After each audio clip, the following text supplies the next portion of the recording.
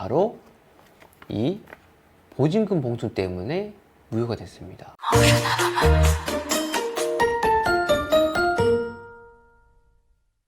안녕하세요, 집가사람입니다. 오늘은 우리가 경매 입찰 전에 필수적으로 체크해야 될 사항, 법정 가기 전에는 무엇을 해야 될까요? 이 내용에 대해서 이야기해 보도록 하겠습니다. 매매는 내가 부동산을 사고 싶으면 네이버 부동산을 봐도 되고 동네 지역 부동산에 가서 문의를 해도 됩니다. 사무실에 들어가면 누가 앉아 계시죠? 전문가인 공인중개사 사장님이 앉아 계시죠. 사장님은 우리에게 직접 물건도 보여주시고 거래할 때 필요한 건축물 대장, 등기부등본 등 필요한 서류들을 열람도 시켜주십니다. 계약을 할 경우에는 대출도 알아봐 주시고 법무사까지도 소개를 시켜주세요. 그래서 매매는 우리가 참 편하게 거래를 할 수 있습니다. 그런데 경매는 매매와 전혀 다릅니다. 처음부터 끝까지 모든 과정을 내가 스스로 체크해야 합니다. 오늘은 우리가 입찰 전에 여러 가지 체크를 해야 되지만 꼭 필수사항으로 6가지를 뽑았습니다. 첫 번째, 시세 파악 제대로 하기. 초보분들이 가장 오해하는 부분이 이 물건의 감정 가격이 곧 이 물건의 시세다 라는 겁니다. 이렇게 오해들을 많이 하세요. 이 경매의 감정평가는요, 채권자의 채권 확보를 목적으로 하기 때문에 시세보다 높게 감정평가되는 경우가 많습니다. 아셨나요? 때문에 경매 감정가격을 믿지 마시고요, 해당 물건을 관심 있게 본다 그러면 주변 부동산에 내방하셔가지고 주변 시세도 정확히 파악을 하셔야 되고요, 물건이 얼마나 나와 있는지도 확인을 해야 됩니다. 여기서 정말 중요한 부분은요, 호가와 실거래가는 다르다는 점입니다. 부동산에 나와 있는 매가는요, 매도자의 호가이지 실제 거래되는 금액이 아닙니다. 때문에 실제로 거래된 실거래 가격을 파악하는 것이 중요합니다. 두 번째, 입찰 전 현장 답사는 필수다. 정말 필수입니다. 경매가 시작되면 현황조사, 감정평가 등이 이루어지는데요, 우리가 입찰하는 입찰 기일과의 시점이 약 6개월에서 1년 정도의 시차가 발생을 하게 됩니다. 그 기간 동안에 번듯한 공장인 줄 알았는데 쓰레기산으로 변한 경우도 있고요, 얼마 전에 업로드한 평택 꼬마빌딩 같은 경우에는 위반 건축물이 무단으로 증축되어 있었는데 서류상으로는 등재가 되어 있지 않다가 입찰 전에 등재가 되었습니다. 현장 임장을 통하지 않고서는 절대로 알 수 없는 부분이었어요. 또한 현장 임장을 통해서 안 좋은 줄 알았던 물건이 엄청 좋은 물건이 될 수도 있고요, 어렵다고 생각했었던 물건이 쉽게 실마리를 찾아서 좋은 물건으로 변하는 경우도 있습니다. 그렇기 때문에 반드시 현장 임장은 필수로 다녀오셔야 됩니다.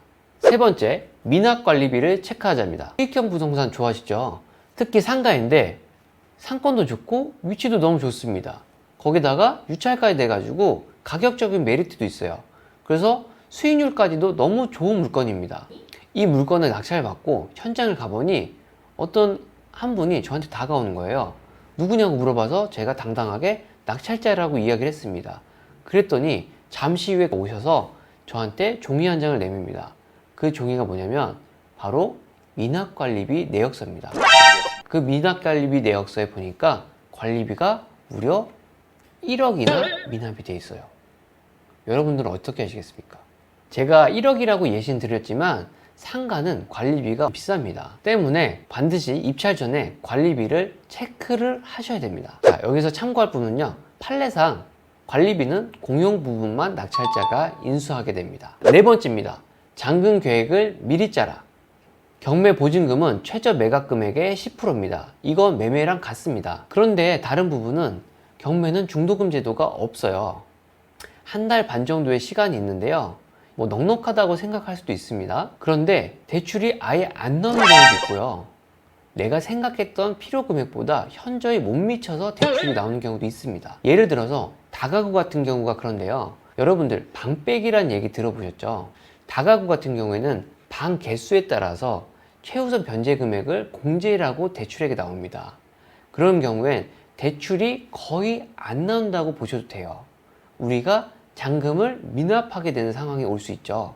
그러면 우리가 입찰할 때 냈었던 10%의 그 보증금은 어떻게 될까요? 바로 몰수가 됩니다. 입찰하기 전에 여러분들은 반드시 대출 가능 금액과 이자 요율은 필수적으로 체크를 하신 후에 입찰을 하셔야 됩니다. 다섯 번째입니다. 명도 전략을 미리 짜자. 점유자가 없는 경우에는 우리가 잔금 내면 바로 사용 수익을 할 수 있으니까 너무나 좋습니다. 그런데 대부분의 부동산에는 점유자들이 있죠.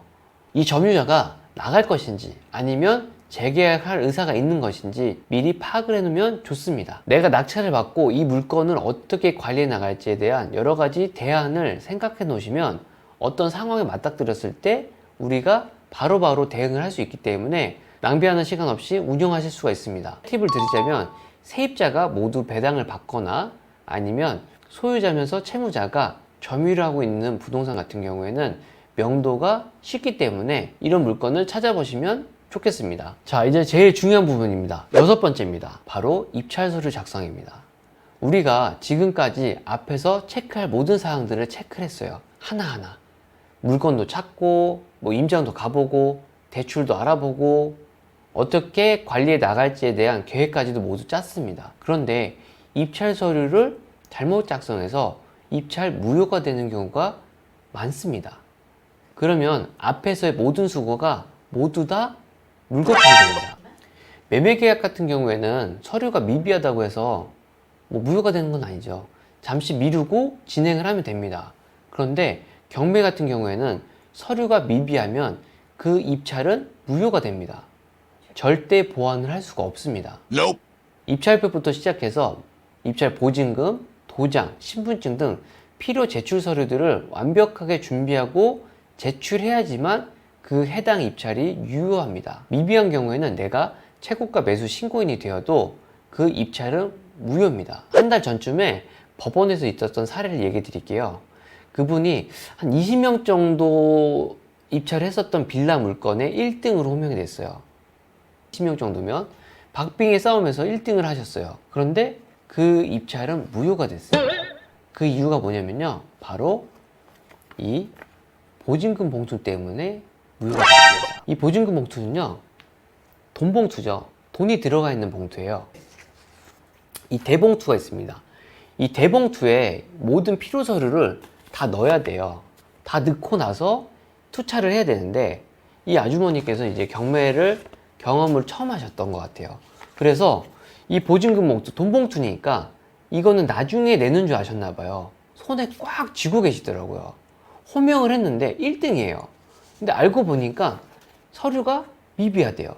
이 보증금 봉투가 없다고 합니다. 그래서 아주머니가 그때 이 봉투를 법대에다가 내더라고요, 이렇게. 그런데 어떻게 됐을까요? 서류 미비로 이 입찰은 무효됐습니다.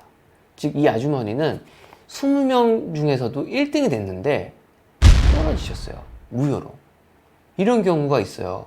그 아주머니가 표정이 얼마나 아쉬웠냐면요. 정말 지금까지도 생각이 납니다. 그 표정이. 그래서 여러분들이 입찰 서류를 정말로 잘 쓰셔야 돼요. 낙찰 받으면 미비된 서류에 대해서 보완이 가능한가요? 라는 그 질문들을 가끔씩 하시거든요. 그런데 미비된 서류에 대해서는 보완이 안 됩니다. 무관용입니다. 그래서 수강생들한테 입찰 기일 전날에 모든 준비를 하고 가시라 그래요. 미리 전날에 이 모든 것들을 반복해서 체크하는 경우에 실수가 줄어들겠죠. 그래서 저는 체크리스트를 항상 이용을 하는데요. 여러분들이 이용할 수 있도록 체크리스트를 저희 카페에다가 올려놓겠습니다. 여러분들도 이 체크리스트를 이용하셔서 실수 없이 입찰하시기 바랍니다. 여러분들이 열심히 공부하고 노력하고 수고해서 입찰한 물건 성공적으로 투자하시길 바라겠습니다. 오늘은 이렇게 입찰하기 전에 필수 체크사항 6가지에 대해서 알아봤습니다. 하나가 더 있는데요. 바로 구독과 좋아요입니다. 부탁드리겠습니다. 네, 지금까지 집가사령이었습니다. 감사합니다. 안녕.